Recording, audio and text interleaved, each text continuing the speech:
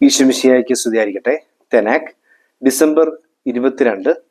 ലൂക്കായുടെ സുവിശേഷം 1-46 മുതൽ 56 വരെയുള്ള വാക്യങ്ങൾ. പരിശുദ്ധ അമ്മയുടെ സ്തുതിഗീതം, മറിയത്തിന്റെ സ്തോത്രഗീതം എന്നാണ് ഈ ഭാഗത്തിന്റെ തലക്കെട്ട്. ലത്തീൻ ഭാഷയിൽ മാഗ്നിഫിക്കാത്ത് എന്നാണ് ഈ ഭാഗം അറിയപ്പെടുന്നത്. ഈ കീർത്തനം നമ്മൾ ഈവനിങ് പ്രയറിന്റെ വെസ്പേഴ്സിന്റെ ഒരു പ്രധാന ഘടകമായിട്ട് പ്രാർത്ഥിക്കാൻ ഉപയോഗിക്കുന്നുണ്ട് താനും. പരിശുദ്ധ അമ്മയുടെ സ്തുതിഗീതം യഥാർത്ഥത്തിൽ ആദിമ ക്രൈസ്തവ സമൂഹത്തിന്റെ ഞെരുക്കങ്ങളിലൂടെയും കഷ്ടതകളിലൂടെയും കടന്നുപോയിക്കൊണ്ട് ആദിമ ക്രൈസ്തവ സമൂഹത്തിന്റെ പൊതുവായ ഒരു കീർത്തനമായി മാറി എന്നും പറയപ്പെടുന്നുണ്ട്. ഇതിൽ പറയുന്ന 48-ാം വാക്യം, അതായത് എന്തെന്നാൽ അവിടുന്ന് തന്റെ ദാസിയുടെ താഴ്മയെ കടാക്ഷിച്ചു, ഇതാ ഇപ്പോൾ മുതൽ സകല തലമുറകളും എന്നെ അനുഗ്രഹീത എന്ന് പ്രകീർത്തിക്കും എന്ന് പറയുന്ന ആ ഭാഗം ഒഴിച്ച് ബാക്കി വായിക്കുകയാണെങ്കിൽ അത് ആ ഒരു പൊതു സമൂഹത്തിന്റെ ഈ വികാരമായിട്ട് അല്ലെങ്കിൽ അവരുടെ ഒരു യാചനയായിട്ട് പ്രാർത്ഥനയായിട്ട് നമുക്ക് മനസ്സിലാക്കിയെടുക്കാൻ സാധിക്കുകയും ചെയ്യും. ഈ ഒരു കീർത്തനത്തെ കുറിച്ച് നമ്മൾ പറയുമ്പോൾ ഇതൊരു നമ്മൾ നേരത്തെ കണ്ടൊരു കാര്യമുണ്ട്. ഈ ഈശോയുടെ ജനനവുമായി ബന്ധപ്പെട്ട് നിൽക്കുന്ന, ജീവിതവുമായി ബന്ധപ്പെട്ട് നിൽക്കുന്ന സകല വ്യക്തികളുടെയും ക്വാളിറ്റി ആയിട്ട് സുവിശേഷം അവതരിപ്പിക്കുന്നത് നീതിയാണ്.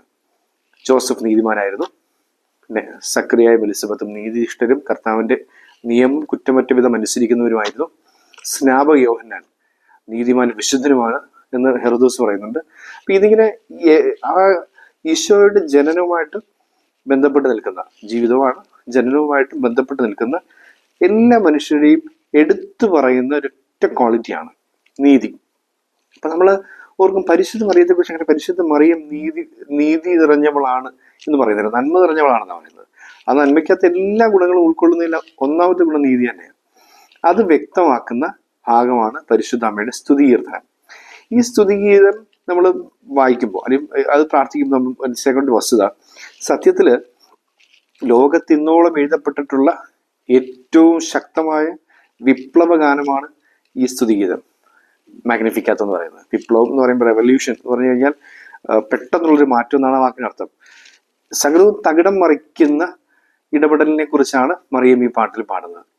ഇത് നമ്മൾ ഓർക്കേണ്ടത്, ഏതാണ്ട് 15-16 വയസ്സ് പ്രായം ഉള്ളൊരു പെൺകുട്ടിയുടെ പാട്ടെന്ന രീതിയിലാണ് നമ്മൾ ഇതിനെ ചരിത്രത്തിൽ വായിച്ചെടുക്കുന്നത്. ആ സമൂഹം നേരിട്ടുകൊണ്ടിരിക്കുന്ന വേദനകൾ, ആ സമൂഹത്തിൽ പ്രതിനിധിയായി നിന്നുകൊണ്ട് പരിശുദ്ധ അമ്മയുടെ വരികളിലൂടെ, പാട്ടിലൂടെ നമ്മൾ കേൾക്കുക. ഇത് നീതി നിഷേധത്തിനെതിരെയുള്ളൊരു പാട്ട് തന്നെയാണ്.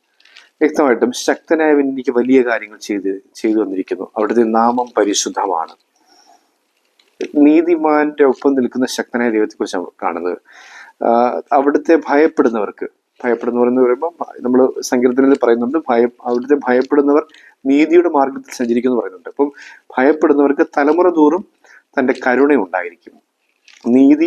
നീതി പാലിച്ച് ദൈവഭയത്തോടു കൂടി ജീവിക്കുന്നവർക്ക് ദൈവത്തിന്റെ കരുണ കിട്ടും.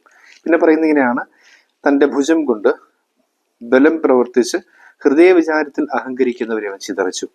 അനീതി കാണിച്ചിട്ട് അതിനകത്ത് അഹങ്കരിക്കുന്ന മനുഷ്യനുണ്ട്.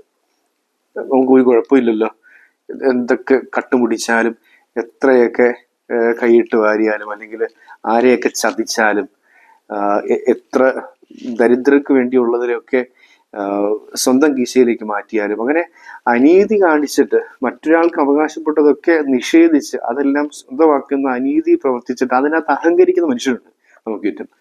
ആ അഹങ്കരിക്കുന്നവരെ, ഹൃദയ വിചാരത്തിൽ അനീതിയുടെ അഹങ്കാരത്തിൽ കഴിയുന്നവരെ അവൻ ചിതറിക്കും. ശക്തന്മാരെ സിംഹാസനം താഴെ ഇറക്കും. ഈ അനീതിയിൽ ശക്തി പ്രാപിച്ചു എന്ന് ചിന്തിക്കുന്ന ആൾക്കാർ അധികാരത്തിലൂടെയും പിടിപാടിലൂടെയും ഒക്കെ സകലത നേടാൻ സാധിക്കുമെന്ന് ചിന്തിക്കുന്ന, അഹങ്കാരത്തിലും ശക്തി ഉണ്ടെന്ന് ചിന്തിച്ച് ഇരിക്കുന്നവരെയും അവൻ താഴെ ഇറക്കും. എന്നിട്ട് എളിയവരെ ഉയർത്തും, നീതിയുള്ളവരെ ഉയർത്തും. എങ്ങനെയാണ്? അനീതി മൂലം വിശക്കുന്നവരും ദാരിദ്ര്യം അനുഭവിക്കുന്നവരായിട്ടുള്ളവരെ വിശിഷ്ട വിഭവങ്ങൾ കൊണ്ട് അവൻ സംതൃപ്തരാക്കും. അനീതിയിലൂടെ സമ്പന്നരായവരെ വെറും കൈയോടെ അവൻ പറഞ്ഞയക്കും.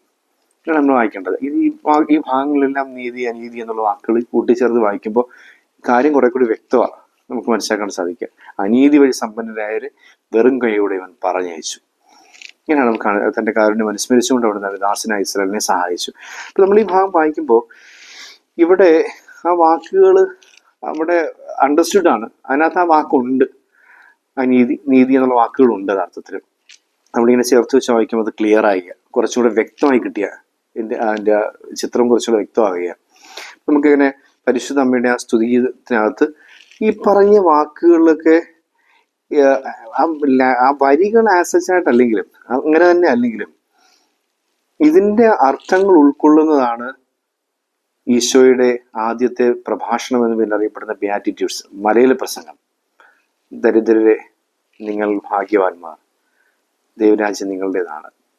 വിശപ്പ് സഹിക്കുന്നവർ നിങ്ങൾ ഭാഗ്യവാന്മാർ, നിങ്ങൾ സംതൃപ്തരാക്കും. അത് ഇതിനകത്ത് പറയുന്നുണ്ട്, വിശക്കുന്നവരെ വിശിഷ്ടഭങ്ങൾ കൊണ്ട് സംതൃപ്തരാക്കും എന്ന് പറയുന്നത്. അപ്പൊ ഇങ്ങനെ ആ അഷ്ടസൗഭാഗ്യങ്ങൾ എന്ന് പറയപ്പെടുന്ന ഈശോയുടെ ആദ്യത്തെ പ്രഭാഷണത്തിന് പരിശുദ്ധ അമ്മയുടെ ഈ സ്തുതിഗീതത്തിന് ഒരു സാന്നിധ്യമുണ്ട് അർത്ഥത്തിന്. നമ്മൾ മനസ്സിലാക്കേണ്ടത്, അമ്മയുടെ ഉദരത്തിൽ കിടക്കുന്ന കുഞ്ഞ് അമ്മയുടെ ചിന്തകളുമായിട്ട് കണക്റ്റഡ് ആണ്. അത് എപ്പോഴും അങ്ങനെ തന്നെ.